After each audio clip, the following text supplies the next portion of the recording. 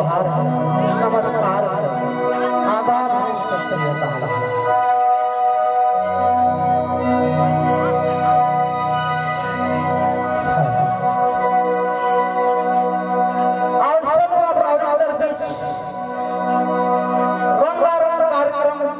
चालू हो गया, बहुत अच्छा अच्छा कलाकार और बीच आए मुरुम के लगान में उपस्थित है। सब बारी बारी से आवा है और भरपूर रिझाने कर कोशिश कर पाए। बहुत सारा अच्छा अच्छा कलाकार है स्टेज पर पीछे मौजूद है।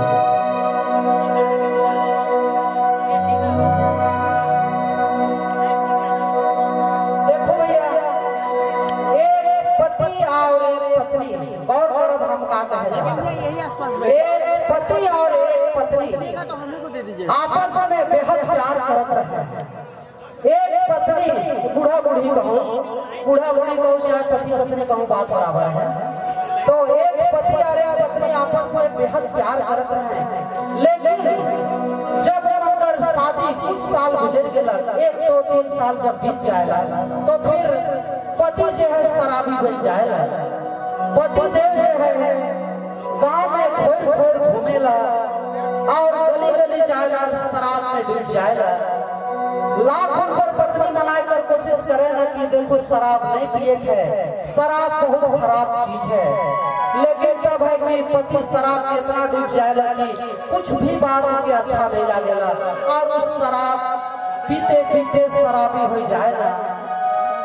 बड़ छोट गाँव पर सब समझाना पर नहीं समझ में आवेला उनके।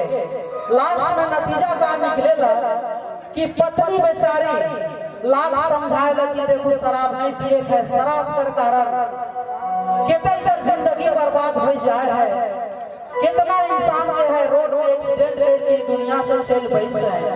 सेलर और बार बार समझा था कि शराब मत पियो, और तो फिर एक दिन हमें जिंदगी भी का हुई कोई गारंटी नहीं है। अंतिम में का होगा कि पत्नी लाख समझाएगा, पति नहीं मानेला और फिर पत्नी मजबूरन रूठ के गुस्साए के अपना मायके चल जाएगा।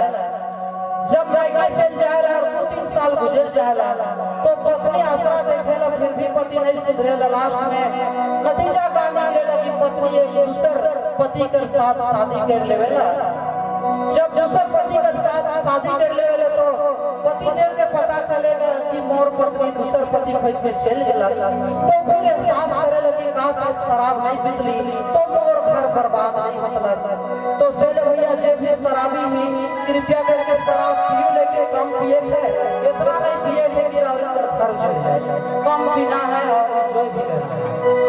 तो फिर पति देव किस तरह से घुट में जिएला और गलत गलत में कांदेला और अपना पत्नी जे से चलक ले उनके याद करके कले कले में कांदेला। हमें नवा गीत रावड़ी में सुना।